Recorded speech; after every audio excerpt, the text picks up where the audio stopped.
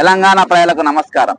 ఈరోజు తెలంగాణలో అనేకమైన విధ్వంసాలు భాగంగా మరి మూసి ప్రక్షాళన పేరుతోని మరి ఈరోజు చాలా కొన్ని వేల ఇండ్లు ఈరోజు నోటీసులు పంపినరు.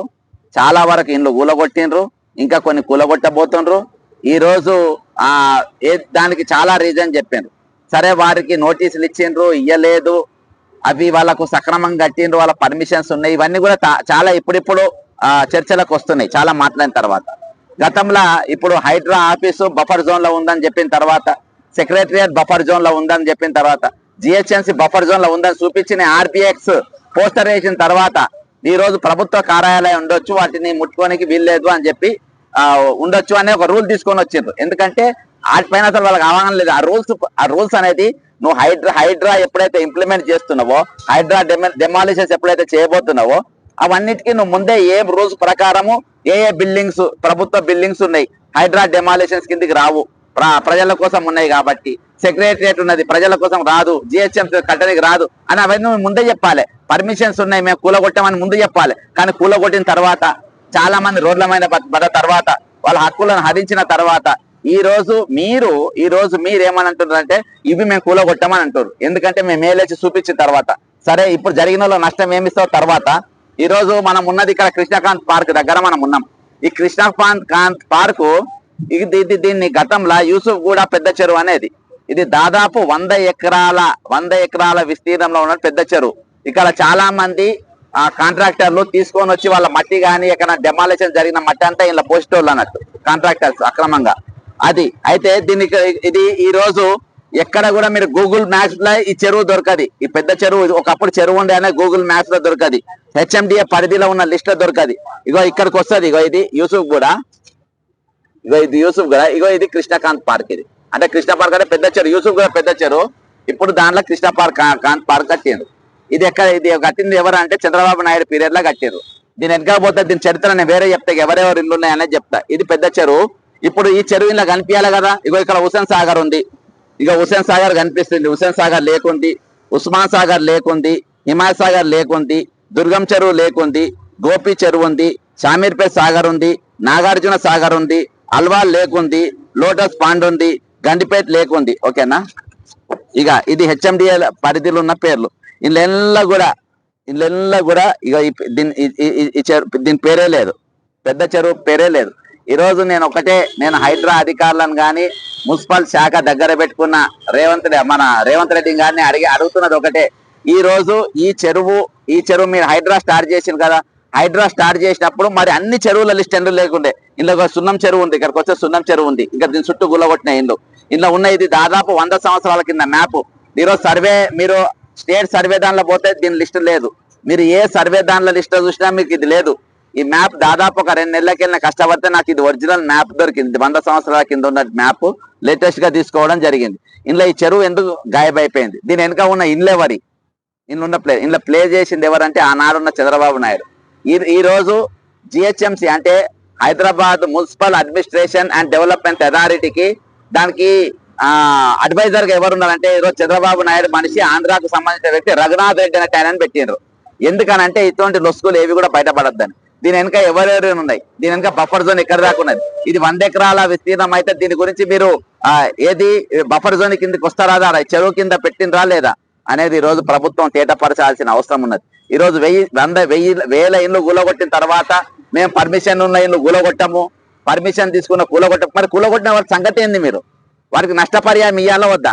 2013 చట్టం ఏం చెప్పింది, ఇప్పుడు ఇండ్లు పోయిన వాళ్ళకి ఇల్లు, జాగా పోయినానికి జాగా, గుడిపోతే గుడి, బడిపోతే బడి. అది ఇంప్లిమెంట్ చేయకుండా మీరు ఏ విధంగా కూడా కొడుతున్నారు. అది ఫ్రేమ్ చేసింది 2000 చట్టం తీసుకొని వచ్చింది ఆ రోజు మన్మోహన్ సింగ్ ప్రభుత్వం తీసుకొని వచ్చింది. కాంగ్రెస్ పార్టీ అధికారంలో ఉన్నప్పుడు యూపీఏ సర్కార్ తీసుకున్నటువంటి ఆ చట్టాన్ని ఇంప్లిమెంట్ చేయకుండా మీరు ఈ రోజు దహాడే దాదాపు 1000 మంది ఈ రోజు నిరాశ్రయాలను చేసింది. ఈరోజు ప్రభుత్వం వాళ్ళందరూ కూడా కంపన్సేషన్ ఇవ్వాల్సిన అవసరం ఉన్నది, వాళ్ళందరూ కూడా నష్టపరిహారం ఇవ్వాల్సిన అవసరం ఉన్నది. ఈ రోజు ఈ లిస్టులలో మీరు ఈ చెరువులను గాయబ్ చేయాల్సిన అవసరం ఏమున్నది? ఎవరి ఆదేశానుసారం చేసిండ్రు, ఎవరు పరిపాలన చేస్తుండ్రు? ఈరోజు ఇక్కడ చంద్రబాబు నాయుడు ఆధ్వర్యంలో తెలంగాణ నడుస్తుందా, లేకుంటే తెలంగాణలో కాంగ్రెస్ ప్రభుత్వం నడిపిస్తుందా?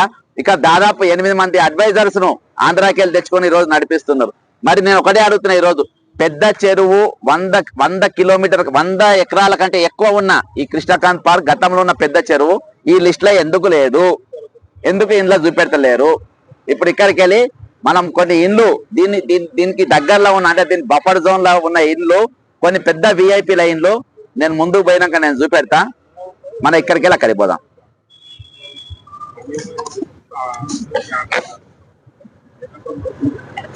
మిత్రులారా, ఇక్కడికి వెళ్ళి మనం అక్కడ వెళ్తాం. కృష్ణకాంత్ పార్క్ బోర్డుకి వెళ్ళి మనం బయలుదేరుతున్నాం ముందుకు. ఇక్కడికి వెళ్ళి వెళ్తున్నాము. ఇదంతా కృష్ణకాంత్ పార్కే. ఇది కృష్ణకాంత్ పార్క్ ఇంటికి వస్తుంది. ఇక్కడ అసలు చెరువు ఎంత విస్తీర్ణం అనేది ఒకసారి మనం చూస్తే తెలుస్తుంది. ఇదంతా కూడా గతంలో ఉన్న చెరువే. ఇది చంద్రబాబు నాయుడు ఆ రోజు కట్టించిన బాపతి. ఇది కృష్ణకాంత్ పార్క్ చేసిండ్రు. దీన్ని పార్క్ కృష్ణకాంత్ పేరు పెట్టి, అంటే గవర్నర్గా ఉన్న కృష్ణకాంత్ గారు మన గతంలో గవర్నర్గా ఉండే ఉమ్మడి ఆంధ్రప్రదేశ్కు. ఆయన దాదాపు 80 దశకంలో ఉండే 80స్లో ఆయన మనకు ఇదిగా మన దగ్గర మనకు గవర్నర్గా రాష్ట్ర గవర్నర్గా పనిచేసిండు. మరి చంద్రబాబు నాయుడు గారు ఎందుకు కృష్ణకాంత్ గారి పేరు చెప్పిందంటే ఆయన ముఖ్యమంత్రి గారికి ప్రమాణ స్వీకారం చేపించింది ఆనాడు కృష్ణకాంత్ గారే. కృష్ణకాంత్ గారు ఎవరైతే ఎన్టీ రామారావును వెన్నుపోటు పొడిచిన తర్వాత కృష్ణకాంత్ గారు దగ్గర ఉండి ఈయనతోని ప్రమాణ స్వీకారం చేపించింది కాబట్టి ఆయన పేరు మీద ఈ పార్క్ పెట్టడం జరిగింది. అంటే రుణం తీసుకున్నట్టు ఆయన. ఇగో ఇది అది కథ కదా. ఇక ఇదంతా మన చూపించిన ఇదంతా కట్ట.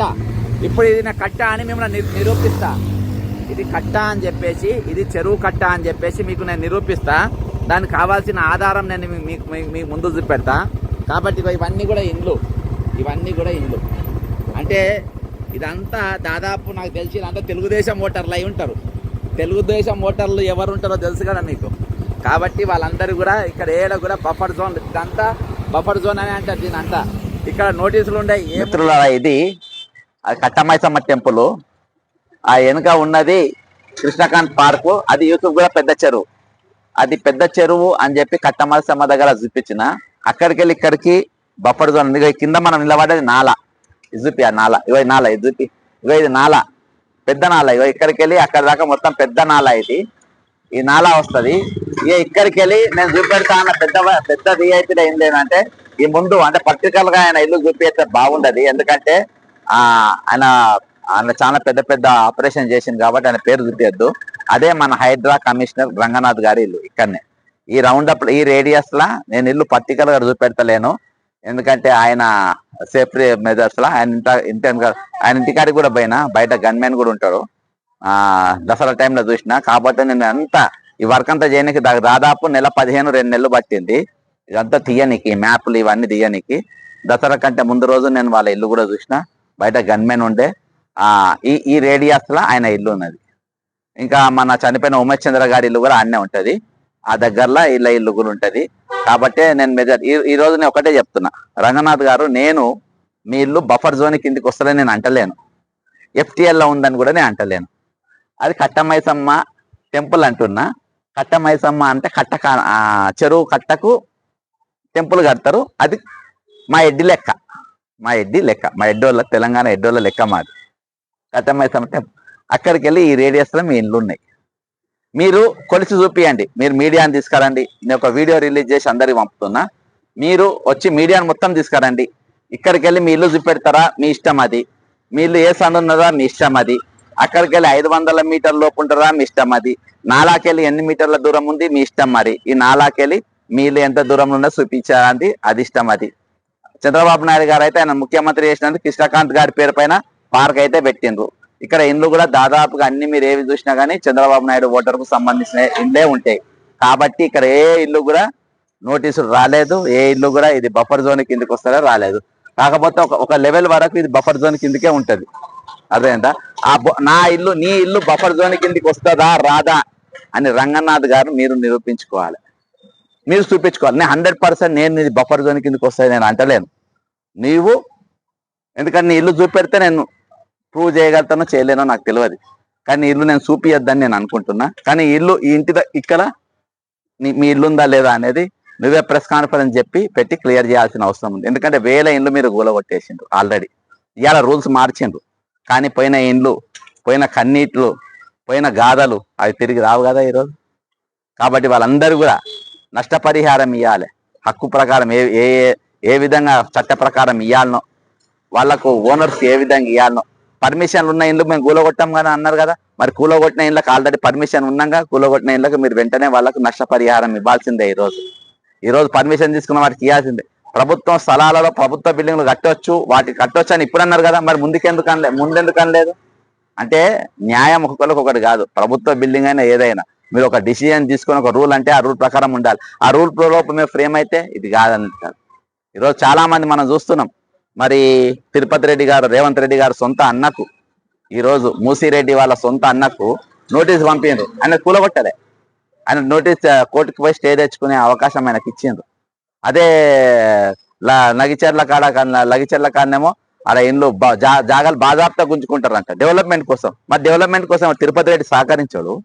తెలంగాణ డెవలప్మెంట్ కోసం ముఖ్యమంత్రి రేవంత్ రెడ్డి గారు అన్న సహకరించాడు.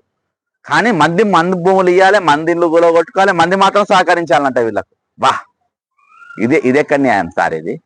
కాబట్టి న్యాయమైన, చట్టమైన, లాస్ అయినా మనిషికి వెళ్ళి మనిషికి మారద్దు. ఈరోజు నేను ఒకటి మళ్ళీ చెప్తున్నా, ఇక్కడ ఇండ్లు కూలగొట్టాలని నేను అంటలేను, ఇది బఫర్ జోన్ కింద కూలగొట్టాలని నేను అంటలేను. ఇవి మీరు చేసే ముందు మీరు ఒక ప్రణాళికబద్ధంగా మీరు చేయలేదు, మీరు తప్పు చేసిందని నేను చెప్తున్నా. ఈరోజు మున్సిపల్ అడ్మినిస్ట్రేషన్ను మీరు, అంతేకాకుండా రెవెన్యూ డిపార్ట్మెంటు, ఇరిగేషన్ డిపార్ట్మెంట్లు, మైనర్ ఇరిగేషన్ డిపార్ట్మెంటు, హెచ్ఎండిఏని ఇవన్నిటిని పెట్టుకొని ఈరోజు మీరు కరెక్ట్గా పనిచేస్తే ఈరోజు ఇంత నష్టం జరిగేది కాదు. సహకరించేటోళ్ళు నష్టపరిహారం 2013 చట్టం మా మన్మోహన్ సింగ్ ప్రభుత్వం తెచ్చి మేము ఇస్తామని చెప్తారు. ఈరోజు చంద్రబాబు నాయుడుకు కట్టినటువంటి పార్కు చెరువులు ఉంటుంది, మీ హెచ్ఎండి లేఅవుట్లో చూపియదు. ఆ చెరువు మీరు చూపియారు. ఈరోజు గూగుల్ మ్యాప్స్ కూడా చూపియారు. అన్నిట్లలో గైడ్ చేశాను. నేను ఒక మ్యాప్ నేను సంపాదించి తెచ్చిన కాబట్టి ఈరోజు తెచ్చింది. ఇది కేవలం ఒక వాస్తవం. దీని వెనుక ఉన్న చీకటి కోణాన్ని చూపించే ప్రయత్నం నేను తెలంగాణ ప్రజలకు చూపించాలి ప్రయత్నం నేను మీరు తీసుకురావడమే నా యొక్క ప్రధానమైన ధ్యేయం. ఇంతకు మించి నాకేం లేదు. అంతకు ఒక సామాజిక నా డ్యూటీ, ఒక సామాజిక కార్యకర్తగా ఈరోజు నా డ్యూటీని నేను చేసిన. ఇదేదైతే రంగనాథ్ గారు చేసిండ్రో ఇది 100%. ఈరోజు తిరుపతి రెడ్డి బఫర్ జోన్ కిందకి వస్తే అన్నది నోటీస్ పంపిరు. ఆయనది ఎంత తప్పో ఈరోజు ఒకవేళ నువ్వు గొలుసుకున్నాక నీది కూడా బఫర్ జోన్కి వస్తే నీదంతే తప్పు. ఇయాటి వరకు నాది ఏరియాలు ఉందని మీరు చెప్పలేదు.